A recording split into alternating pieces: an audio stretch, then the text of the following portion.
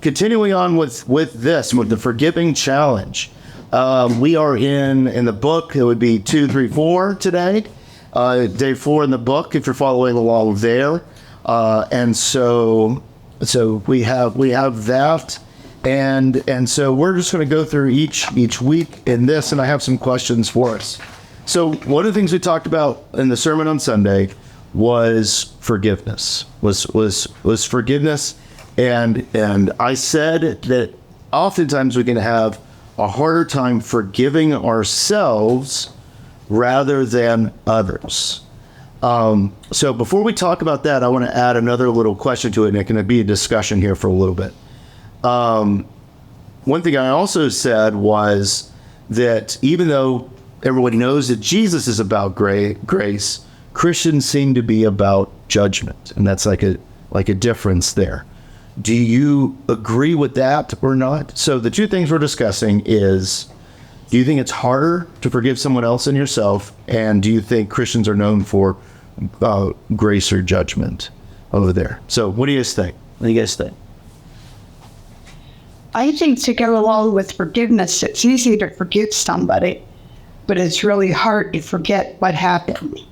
Okay. So like the lasting trauma of the event. I think. Okay. Yeah. But it's easy to forget. Well, like and I think that's kind of what we're talking about there, because like living in that hurt, you can kind of sometimes blame yourself for that, or like just blame the situation for it. Now that's interesting. That's interesting. Anyone else? You can be included in this too. I am too much. Yeah, Cheryl. Go ahead. Yeah, go ahead. Go ahead, Cheryl. I was thinking that God's grace is a gift to us, and if we understand that we are enabling His gift to be allowed, accepting that gift, allowing ourselves to accept the gift, then that's what He wants. If we say we don't deserve that and resist it in some form, then we're actually not accepting God's grace. Yeah. And I think that He wants us to accept it, so we have to forgive ourselves. Yeah. That's sometimes that's hard to do sometimes though. Like, and man, I hear that from a lot of people. And also the sermons are getting long. I had another joke in there. I've always been surrounded by, I don't know what it is. Well, here in Arkansas, I was surrounded by people that had anxiety, which is a lot of our friends had very, very heavy anxiety. And like you could tell them, it's like, don't be anxious. And then you give them anxiety about having anxiety, and like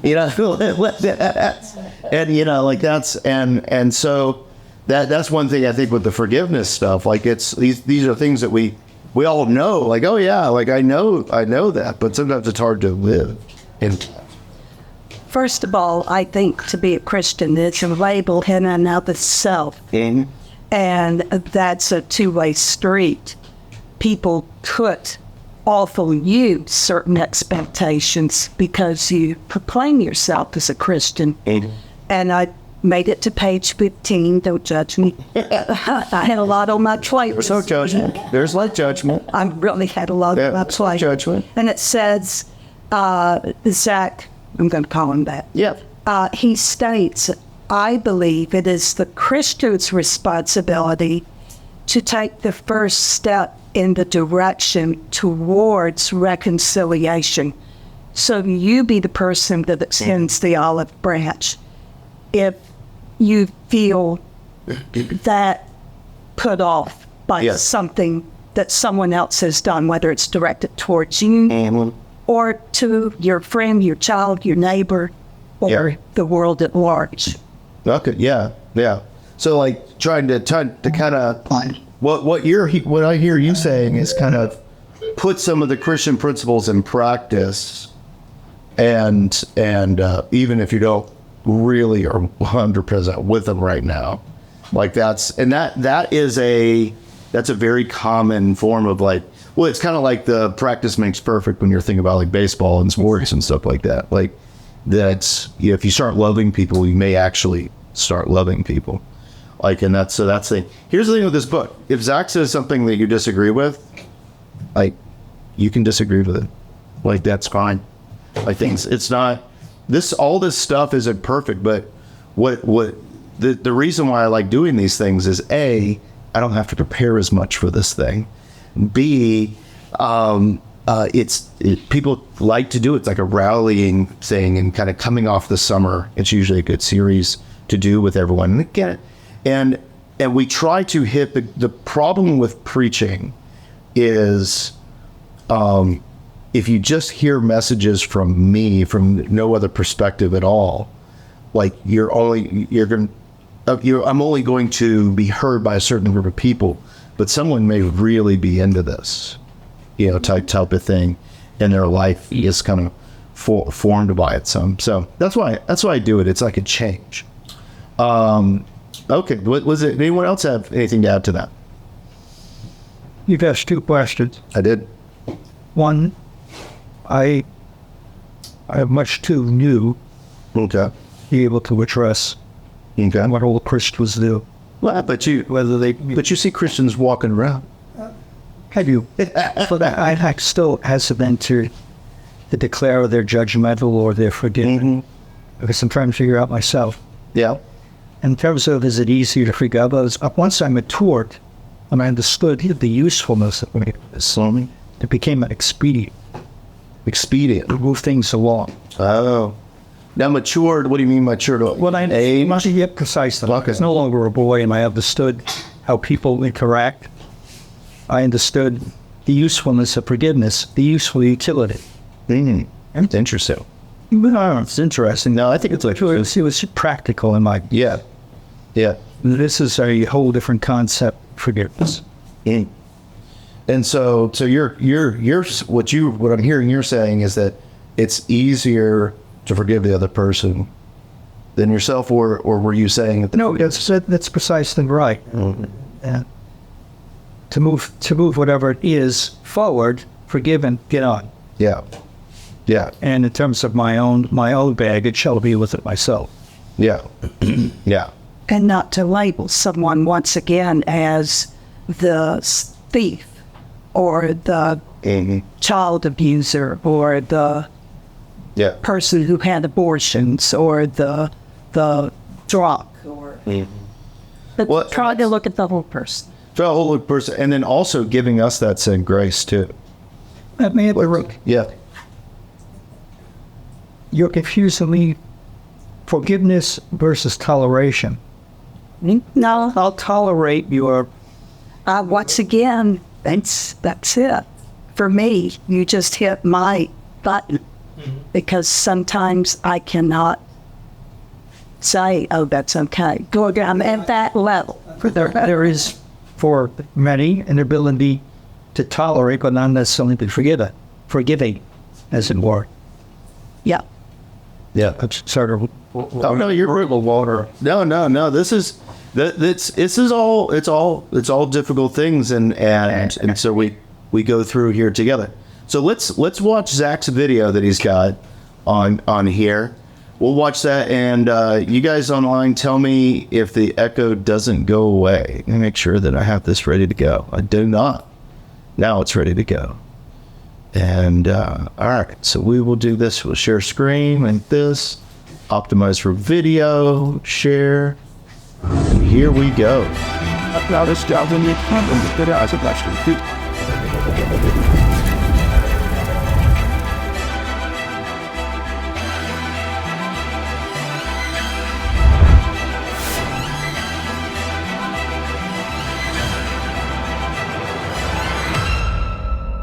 Welcome to Forgiving Challenge, a life-changing 40-day journey leading to freedom.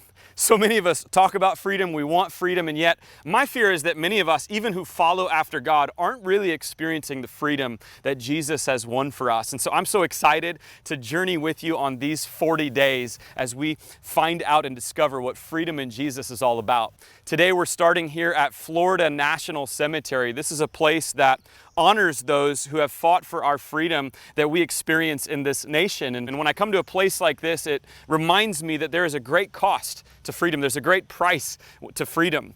And so many have paid that price. In fact, just a couple of months ago, we lost a dear friend in our church family named Frank Kipp, who was a 95-year-old veteran who fought for our freedom, and he had a service at this very location.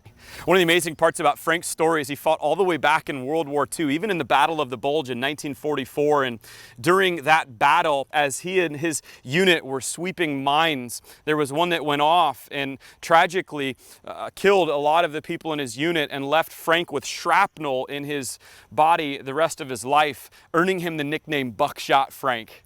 Frank often wondered, even though he had those injuries, like, why of all people would God spare him? And those of us who knew Frank knew it was because God wasn't done with him. And Frank went on to be literally one of the greatest servants of Jesus I've ever met. And while we celebrate Frank and those who've gone before us as great heroes that have fought for our freedom in this nation, I want to talk in these 40 days about a freedom that really is more on the inside. It's a spiritual freedom. And the amazing thing about this freedom is that Jesus has already won the freedom for us. This freedom, there's already been a battle that's taken place. And this is a freedom that Jesus offers to each and every one of us. And yet, my fear is that many of us aren't experiencing this. We'll quote John 8:36 all day long. Who the Son has set free is free indeed all day long. And yet many of us aren't experiencing that full and abundant life that Jesus promises, that freedom that comes with meaning and purpose and fulfillment alongside of it. Over these next 40 days, we're going to discover what real freedom in Jesus looks like.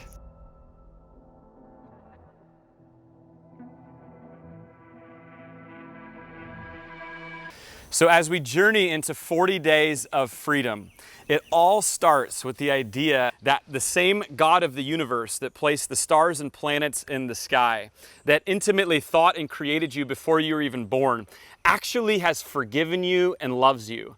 And what's amazing about God is Jesus will show us time and time and time again this very truth. Like he did on the night of the resurrection, the story is recorded in John chapter 20. It tells us that the disciples were quarantined in a room that night out of fear of what the leaders in the government would do to them. And amazingly, in that quarantined room, Jesus mysteriously kind of bursts through the wall. And that's my prayer in this series, is that Jesus kind of mysteriously reveals himself to you over the course of these days as well. And there's so many amazing things about this story. Like, let's not forget the main thing, that a man who was once dead is now alive again. But what happened was Jesus revealed his nail-scarred hands to the disciples, and they believed in him again. But I've always thought, and it's curious to me, like, why would the resurrected, glorified body of Jesus have scars still on his hand? Like, scars seem like defects, and you would expect in our glorified state that we would have a body without blemishes. Like, what's going on with that? And as I started thinking about it a little bit more, I realized that I have scars, and likely if you've lived a year or two, you have scars too. And there's one particular scar, there's a little one right underneath my chin that's really meaningful to me. And you probably won't even notice, even you who've bought the 8K QLED latest and greatest TVs, I don't even know if you'll notice it's there.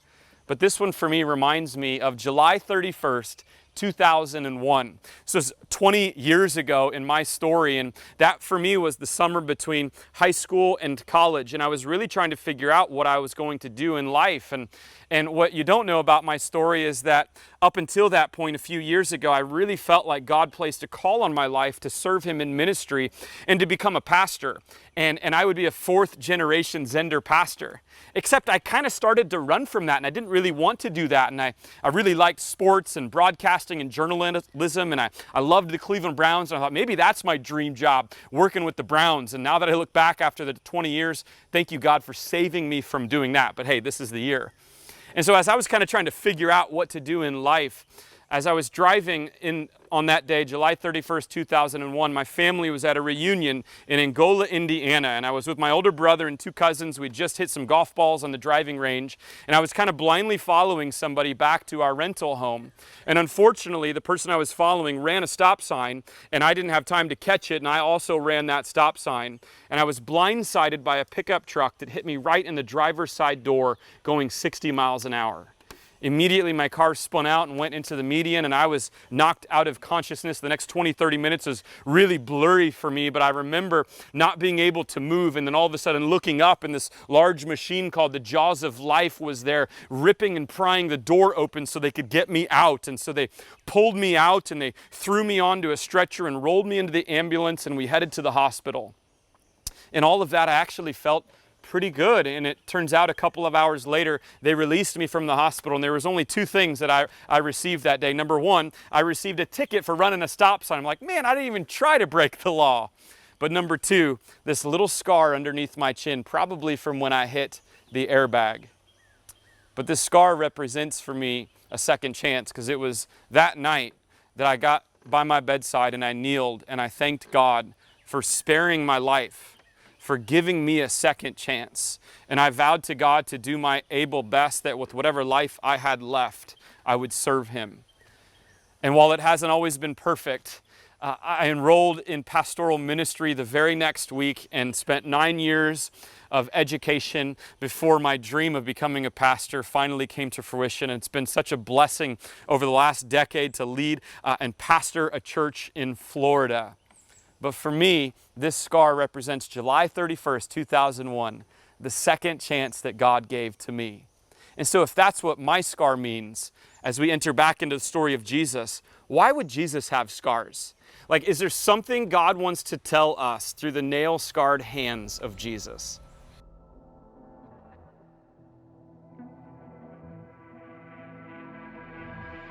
So there was one disciple that was not in the room that original night. His name was Didymus. All right, he's also known as Thomas, and typically he's known as Doubting Thomas. As a pastor that likes alliteration, I've always wondered why Doubting Didymus didn't stick. And so why wasn't he there? Did he miss the memo? Well, did you miss my Didymus pun that I just did? Anyway, it's okay if you did. I forgive you. This whole thing's about forgiveness. And so Thomas wasn't there, and we say it's because he doubted. And no doubt we say that because a verse earlier says that Thomas said, unless I see the nail marks in his hands, I will not believe. And so amazingly, 1 week later, Jesus shows up in that same room, disciples quarantined in fear again, but this time Thomas is with them, comes through the wall, and he directs right to Thomas, and he says, Thomas, put your hands in my side and look at the scarred hands of mine. And from that moment on, Thomas believed. And what's amazing about his story is he went from doubting Didymus to a devoted disciple. Thomas would become the first missionary to the nation of India and would actually be martyred for his faith. And that's the ability and the power of the scars of Jesus. They have the ability to mark us and change us forever from the inside out. What do the scars of Jesus tell us? A story of an innocent, perfect, holy man that went to the cross to die a death that we deserve to die. The prophet Isaiah says that Jesus took this pain upon us, took this suffering upon us, that he was crushed for our iniquities and pierced for our transgressions, but that ultimately, he says, we are healed by his wounds. And so have you been healed through the wounds of Jesus? Have you allowed his marks on his hands to forever mark you as God's child? Have you received what God really wants to give you through these nail-scarred hands? And that's this beautiful gift of grace. And so this is what we're looking at in these 40 days, are the nail-scarred hands of Jesus. Have they marked you forever with his grace?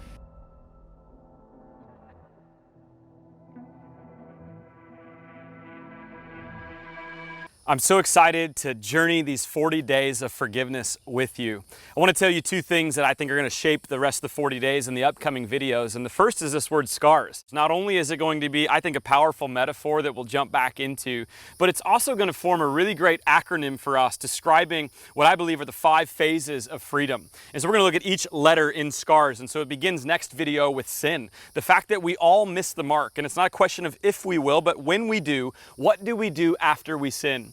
This is where God then invites us to a practice called confession, where we bring our sins to God. And when we bring our sins to God, He is faithful and He forgives us. He does it through His words of absolution, this declaration that you have been forgiven and the price has been paid in full by the blood of Jesus. But Jesus' forgiveness is even better than that. It also invites us back into a life of restoration, where He restores our identity. And this is one that so many of us struggle with today. And then finally, He invites us into a life of sanctification. This is literally the process of where we become free, where we participate with God in a life of meaning and purpose. And so we'll jump back into that acronym each week. The other thing you need to know is we're going to look deeply into the story of another disciple that was in the room on each of those nights. His name was Peter, and what I love about Peter is he's the only other fully developed character in the Gospels outside of Jesus. And I love the stories of Jesus forgiving people all throughout the Gospels, but my favorite story of forgiveness is how Jesus forgives Peter, because it's so relational, it's so powerful. And so we're going to look into this story each and every week and see how carefully and methodically and specifically and graciously Jesus is going to forgive Peter, to restore him, and to invite him into a life of meaning and purpose. And that, at the end of the day, is what freedom is really about. It's one more thing of why I'm excited to be here at this cemetery. And when I'm here, I see that each one of our lives truly does matter, and that our life, believe it or not, will end. Your life will end and my life will end. And the amazing thing is that God invites us to live lives of meaning and purpose right now, that our stories do matter, in fact. And what's amazing about our stories is that Jesus is not only the author of our stories, not only the finisher of our stories, but He is the hero of our stories. And He's what real forgiveness and what real freedom is all about. And so let's journey together and find out more about forgiveness. All right. All right. Any thoughts on that? Cheryl, I forgot to turn on captioning. I apologize for that. Like that's so were there any thoughts on that? As you're kind of thinking about it, I want to talk about why we do this whole thing again.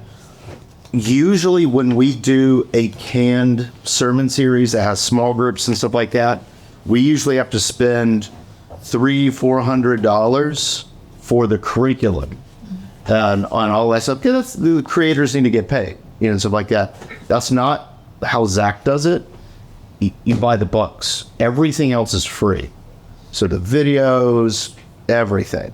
So that's where that charge comes from, which I really appreciate, because he gives more to the churches than anything else does for this.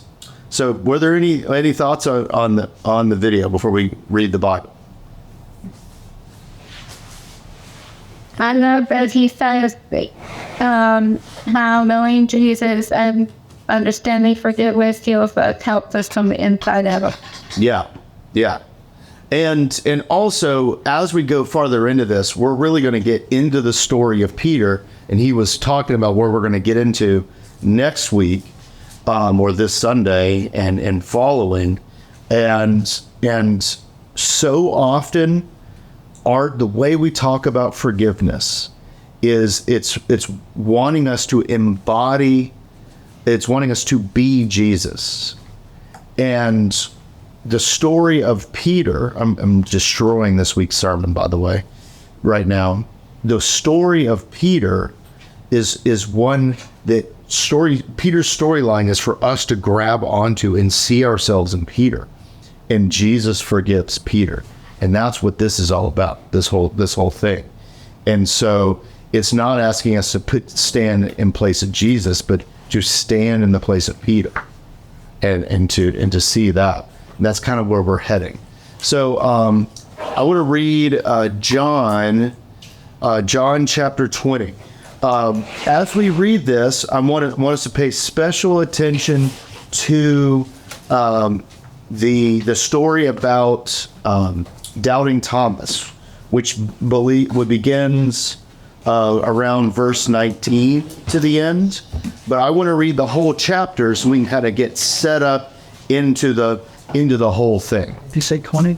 Chapter 20, John chapter 20. John chapter 20. And so we will do that our normal way here in the class. John what? John chapter 20. John chapter 20. And so here we go. We'll share the screens, do all that good stuff. And here we go. Now, on the first day of the week, Mary Magdalene went to the tomb early, while it was still dark, and saw that the stone had been taken away from the tomb. Then she ran and came to Simon Peter and to the other disciple whom Jesus loved. They have taken away the Lord out of the tomb, and we do not know where they have laid him. Peter therefore went out and the other disciple and were going to the tomb. So they both ran together, and the other disciple outran Peter and came to the tomb first. And he, stooping down and looking in, saw the linen cloths lying there, yet he did not go in. Then Simon Peter came, following him, and went into the tomb, and he saw the linen cloths lying there, and the handkerchief that had been around his head, not lying with the linen cloths, but folded together in a place by itself. Then the other disciple who came to the tomb first went in also, and he saw and believed. For as yet they did not know the scripture, that he must rise again from the dead. Then the disciples went away again to their own homes.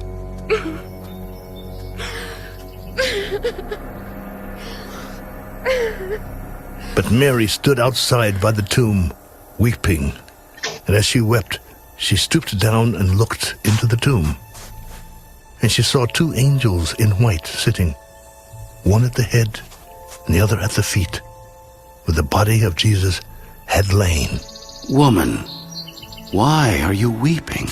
Because they have taken away my Lord, and I do not know where they have laid him.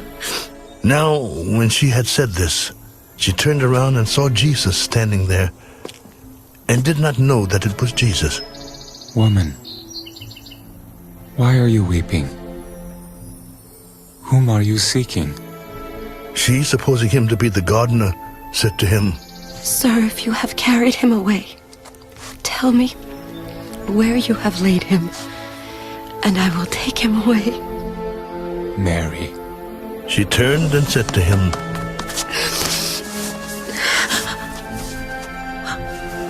Rabboni, which is to say, Teacher. Do not cling to me, for I have not yet ascended to my Father. But go to my brethren and say to them, I am ascending to my Father and your Father, and to my God and your God. Mary Magdalene came and told the disciples that she had seen the Lord, and that he had spoken these things to her. Then the same day at evening, being the first day of the week, when the doors were shut where the disciples were assembled for fear of the Jews, Jesus came and stood in the midst and said to them, Peace be with you. When he had said this, he showed them his hands and his side. Then the disciples were glad when they saw the Lord. Peace to you. As the Father has sent me, I also send you. And when he had said this, he breathed on them and said to them, Receive the Holy Spirit. If you forgive the sins of any, they are forgiven them. If you retain the sins of any, they are retained.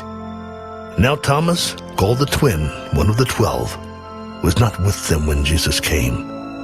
The other disciples therefore said to him, We have seen the Lord. Unless I see in his hands the print of the nails, and put my finger into the print of the nails, and put my hand into his side, I will not believe. And after 8 days, his disciples were again inside, and Thomas with them. Jesus came, the doors being shut, and stood in the midst. Peace to you. Then he said to Thomas, Reach your finger here, and look at my hands, and reach your hand here, and put it into my side. Do not be unbelieving, but believing. My Lord and my God. Thomas, because you have seen me, you have believed. Blessed are those who have not seen, and yet have believed.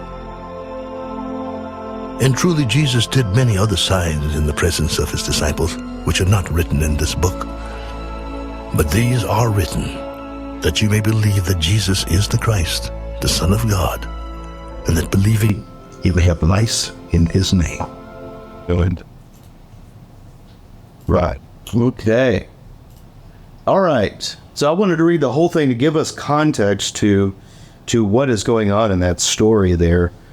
So what kind of stood out to you? And the main question we're looking at is, why does Jesus have scars? Like, that's the main thing. But what kind of stood out to you in the reading that we had today? My first thought was when I saw there were two angels, why were there two? Why were there two? I don't know if that's like that. That's Pam just said that it's one at the head and one at the foot type idea, which is like kind of like cherubims, like around the ark and all that. So that could be. The what else? What do you think was interesting about the story here? Okay, explain this. If you forgive the sins of any, they are forgiven them. And if you withhold forgiveness from any, it is withheld. So it is withheld from you. I think from them. Okay. But like I don't know. Like that's the so that is called the giving the keys to the kingdom. And so that's like the commissioning of the disciples into, I guess, what we call apostles type of thing that God is he's breathing on them, which is a lot of people like to combine all the stories into one narrative, and they're like, oh, Pentecost was still about to happen. Well, this is John's version of Pentecost. Like, it's the breath, it's the wind still coming to them and offering forgiveness to the disciples. He's giving them the Spirit in this moment, and then by that action of giving the Spirit, he's saying that you have the ability to forgive sins. And so, so a staunch Roman Catholic or a Greek Orthodox will say, well, we have this apostolic succession now through the priesthood, and that can be the only one who does it. If you go to South Georgia and talk to a Southern Baptist, they will say that, well, the Spirit of God is on me as well, and so it's talking about all of us in there. Yeah. And so those are kind of the two ends of how people understand this. And so but you can kind of see how that is going on there. And so Jesus is saying that, but he's doing this with scars. Like, why does he have scars? Have you ever thought about it? He's still in his human form. He's still in his human form. Like it's on the scores of what is you. Yeah. So he's still in his human form, but, and this is the weird thing, he appears in the room. Like he's still, and I think the human form is, I don't think he sheds the human form. I don't think we will either. That's a Chris Escher thing that is correctable. Like that. And all that stuff. But that's because I think we will see. I think if you want to see what our resurrection looks like, I think looking at Jesus here in John and the other resurrection narratives, I think it's a much more apt picture of it. I don't think. But that's all conjecture from me. There's nothing that says that. So, but I mean, yeah, he's still like, it's almost like he's like in control of matter all around him, yet he still has the scars. Like it's odd. It's odd. And Zach maybe refers to that when he says this perfect person. He said that in so many ways. Yeah. How he was persecuted and crucified. Yeah. And here he stands before you in that form. Yeah. Not in the perfection that he was prior to the crucifixion. Yeah. So it's a transition. But like, well, and so I think that when you're talking about transition is kind of like what you were talking about just a second ago. Like, it's do we have a sense in the room that maybe Jesus later on, like he's got like there's no scars on him now type of thing? Yeah. Is that kind of that's kind of where you are? Is that where kind of you were too? That's my question. I don't know. We're just talking things out, you know. Well, he ate with the disciples so they would realize that this is really me, really. Yeah. So he's not like a ghost. Yeah. Right. Yeah. Right. Yeah. Like that's, yeah. But in a way he is, because he didn't open the door to come here. He appears. I made a joke on Sunday. I didn't make it again. I think I made it in the first service. I didn't make it again. I didn't make it same mistake twice. But like the Flash in DC Comics, there's like a Flash movie out. It's a superhero. He can move very fast, and he's able to go through walls because he can shake himself so fast that his atoms are able to split apart and go through the atoms of a wall. And like I made that joke in the first series, and nobody got it. It's entirely to insistently forget the color of people's hair. The Flash is an old comic. Well, I went 3 nuns. Yeah. So that's, but yeah, it's odd. And that's what I like about this, is that it's so odd, is that he's able to just appear in the room, and yet he still has this body that has these scars on. And would I be offended if he came in with the scars and the holes in his body? Or would I feel more comforted if he was perfect? Well, so do you have, what's your answer to that? Like that? Because I think that's kind of getting at the point. Because remember, John is writing a story. Like John isn't writing. I think one thing we get. This is the Age of Enlightenment. The worst thing the Age of Enlightenment gave us so many good things, but the worst thing it is that there is unmitigated empirical evidence of something. And so like we have things that we grew up with, like encyclopedias, like the Britannica series, and it's like, this is just unempirical evidence, this is how it happened, like all these things. Those people are still telling a story about, they're making it at least a little captivating to read and all that stuff. John is trying to get us somewhere. And I'm not saying that this didn't happen. I'm saying that he's writing the events in a way that's trying to get us somewhere. Like that's key, I think, is where he's trying to get us. So why does Jesus have scars? What do you think? If he came in with the scars, I don't think I'd be confused if I saw him with the scars. I would understand the story. Yeah. I would it would put it.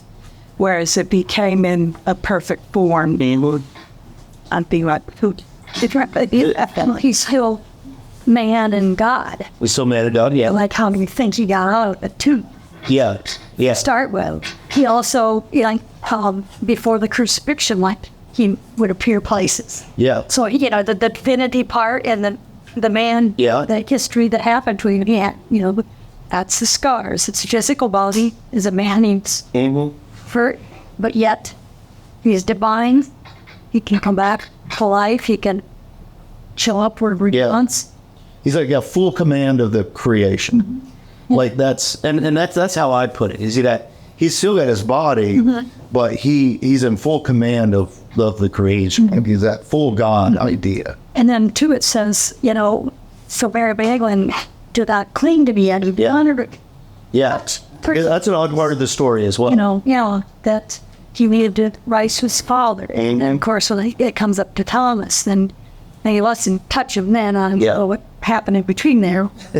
Yes. But the story is odd. It's odd. It's odd. I mean, maybe he rose to his father by then, or maybe, I don't know how, like I said, there's a lot of mystery for me.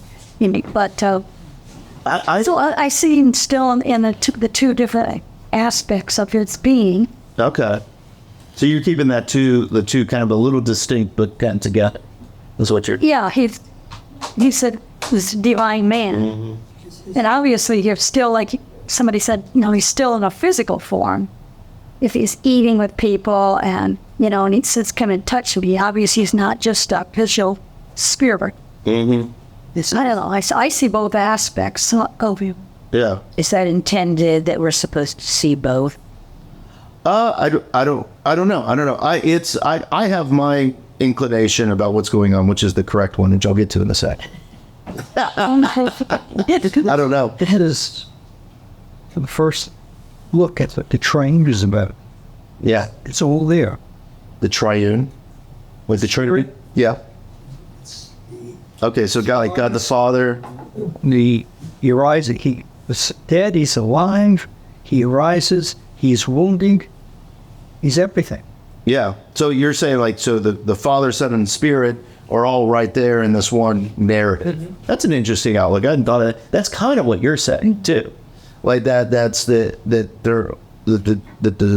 everything is there. So the Father's complete command of the creation, the physicality of Jesus being the Son, and then the Spirit was the breath type of thing. That's an interesting. I hadn't thought about that. That's really interesting. I said this in the sermon on Sunday, but when I used to look at this, I always thought it was like, I can't remember, someone said it already, but is it kind of just evidence of all that this has happened? Like, it's like, I think it may have been like they were able to recognize it type of thing. It's over there. I now think John is using this story and this to get us to an honest place in ourselves. Like that there's something about us that wants everything to be, how to put this, perfect. Yeah. I talked about it. So have you guys seen the Hunger Games movies? We talked about this on Monday. Did anyone read the books? Did you read the books? Okay, so it's been a long time. It's been a long time. Well, so the movies and the books have a different ending. And so the movies end very positively. Like all this struggle that we went through and all this stuff, it was worth it. Like everything is better now. The books, that's not the ending in the books. The books end, and Peeta and Katniss, they're in their homes, their knees hurt, their back hurts. They've been through war. They've been through hell. And they look at the current regime that they helped bring in. They brought down the old fascist regime, and this new regime is coming up, and it looks just as bad. Really? And the books end. The books end with, was it worth it?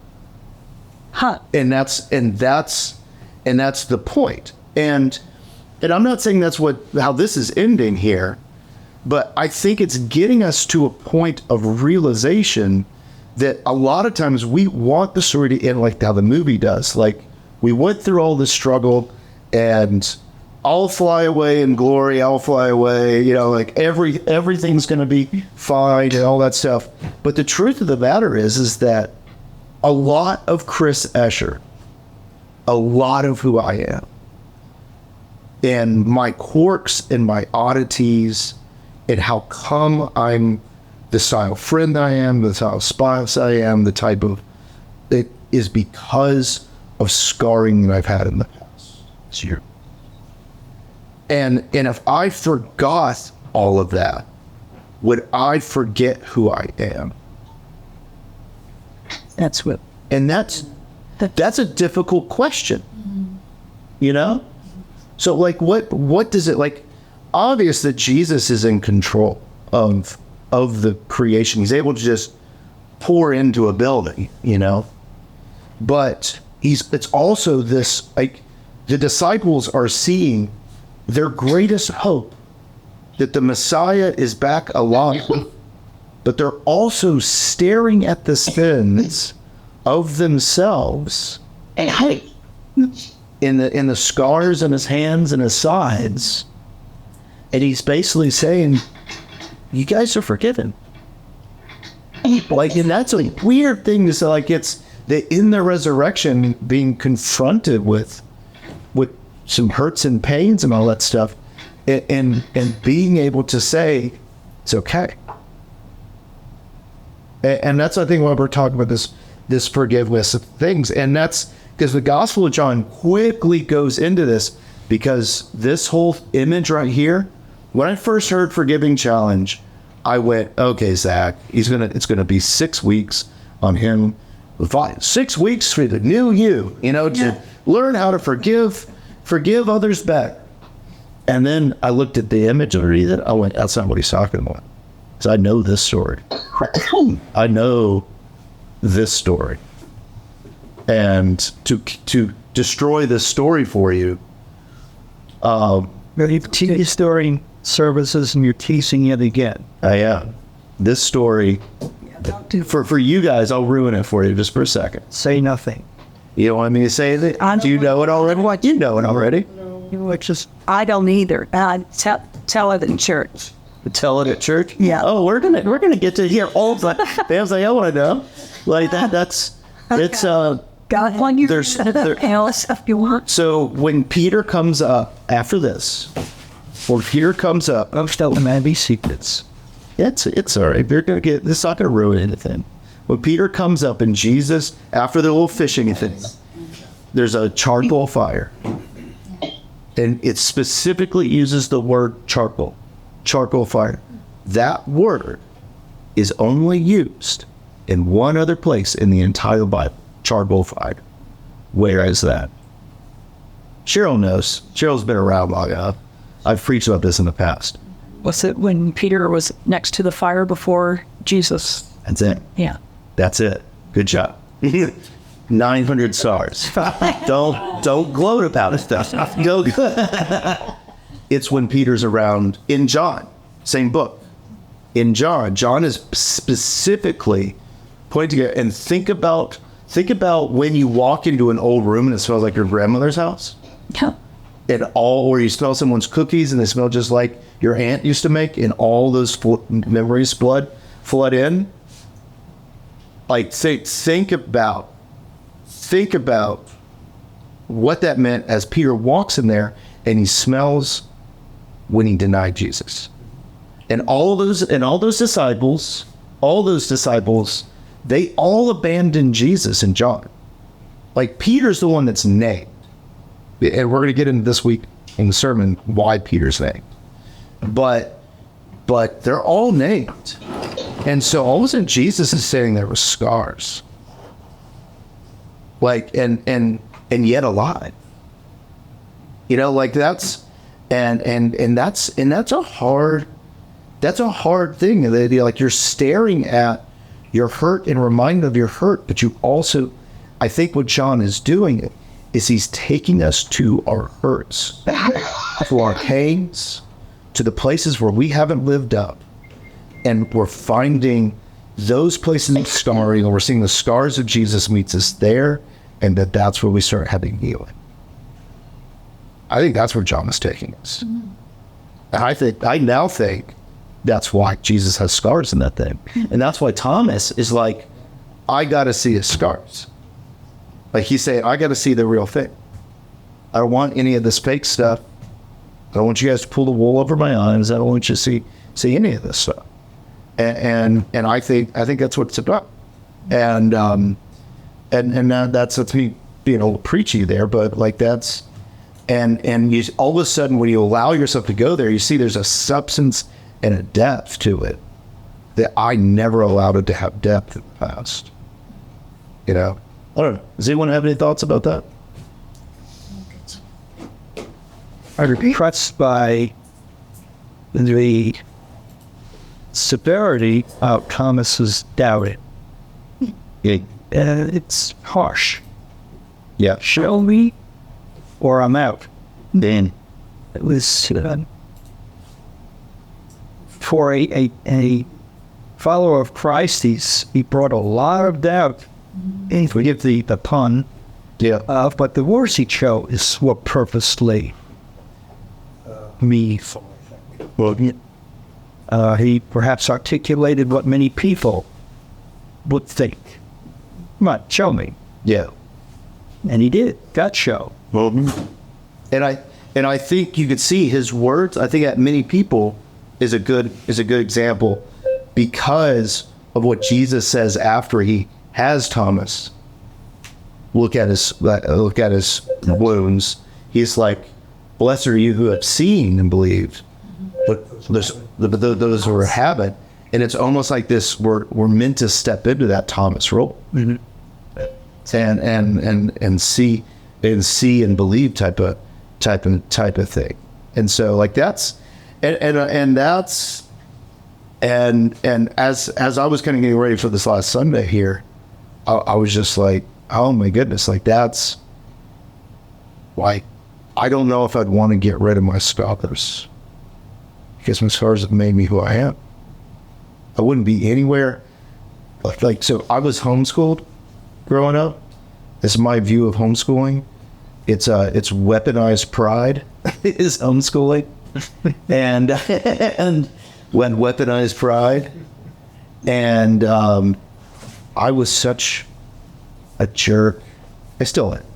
No. But I was such. It's been tempered because I've had to get empathy for something. My favorite empathy I ever received was I still go to physical therapy for my shoulder. I jumped a jump on my bicycle that a 33-year-old at the time should not have done. My friend said I was about 20 feet in the air, and I landed on my basically head and shoulder, like all that stuff, and so it basically pulled my shoulder out of joint and ripped the muscle away from my shoulder, and so like yeah, it was no fun. And so I remember at the time was the car I had when I first came here. It was that red Mazda 6 shift, and I was borrowing my neighbor across the street. They had this old Cadillac, 80s Cadillac, and I was driving that for a few weeks because it was a automatic. And I was back to my Mazda, and it was the first time I decided to shift again. And I got to the church, and my arm hurt so bad, and I was so angry. And I had a moment of revelation in that. I was like, this is why all the old guys are angry at the church. No. Like, they just hurt. That's why I was like, oh, I get it now. I get it. I come out because I'm just angry because it hurt so bad. And that's but like that. I laugh at that because it gave me a little bit of empathy. All of a sudden, I suddenly kind of understood why Russell was so angry. It's because it's about wait till you get as old as arresting was. Yeah, I know, right? And so like that's but that was something that gave me. And so it's just a different way of thinking about it. And I think it's going to be such a mystery what the resurrection looks like. That I now kind of think we'll still have, our scars will still be able to remember that, but we'll also be able to forget. And so for the ending here, I want to read one last scripture as kind of a benediction for today. And we'll go through that. I don't want to read the whole thing. I'll stop it at some point, but it's Isaiah chapter 53. And so I'll share the screen. Isaiah chapter 23, 53, and I think verse 4, it kind of starts talking about the wounds. So here we go. Who has believed our report? And to whom has the arm of the Lord been revealed? For he shall grow up before him as a tender plant, and as a root out of dry ground. He has no form or comeliness, and when we see him, there is no beauty that we should desire him. He is despised and rejected by men, a man of sorrows and acquainted with grief, and we hid, as it were, our faces from him. He was despised, and we did not esteem him. Surely he has borne our griefs and carried our sorrows. Yet we esteemed him stricken, smitten by God, and afflicted. But he was wounded for our transgressions. He was bruised for our iniquities. The chastisement for our peace was upon him, and by his stripes we are healed. All we like sheep have gone astray. We have turned every one to his own way. And the Lord has laid on him the iniquity of us all. He was oppressed, and he was afflicted, yet he opened not his mouth. He was led as a lamb to the slaughter, and as a sheep before its shearers is silent, so he opened not his mouth. He was taken from prison and from judgment, and who will declare his generation? For he was cut off from the land of the living. For the transgressions of my people he was stricken, and they made his grave with the wicked, but with the rich at his death, because he had done no violence, nor was any deceit in his mouth. Yet it pleased the Lord to bruise him. He has put him to grief. When you make his soul an offering for sin, he shall see his seed. He shall prolong his days, and the pleasure of the Lord shall prosper in his hand. He shall see the labor of his soul and be satisfied. By his knowledge my righteous servant shall justify many, for he shall bear their iniquities. Therefore I will divide him a portion with the great, and he shall divide the spoil with the strong, because he poured out his soul unto death, and he was numbered with the transgressors, and he bore the sin of many, and made intercession for the transgressors. So I ended up reading the whole chapter, but it wasn't too much more. But I think what this is invite his challenge, the forgiving here, is seeing like the resurrection and forgiveness in this new light. That it's where God meets us in the midst of our own struggles and the scars, and offers that true forgiveness there. That it's not just like a happy-go-lucky, you'll be fine type of thing, but it's true restoration, and so I think that's what we're seeing going forward here, and I'm excited to get into our little Cole story in the next. Let's see, that's going to be sin, confession. The third one, forgiveness, is the first. October 1st, we'll be getting into that story, and so I appreciate everyone